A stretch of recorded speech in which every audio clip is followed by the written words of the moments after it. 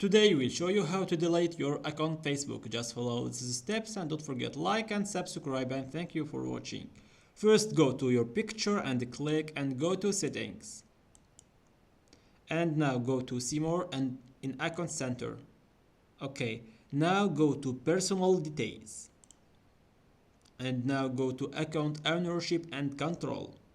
Okay, now you have to choose. Now we will choose the last, like the deactivation or deletion. Click and click to your name, your Facebook, you want to delete it. Click, and here you want to be deactivation, like you need to 30 days and they will be removed, or deleting and permanently, like this permanently. So we will choose delete account and continue, and finally we have our account has been deleted. Just will be a password and deleted. Just guys, don't forget like and subscribe, and thank you for watching.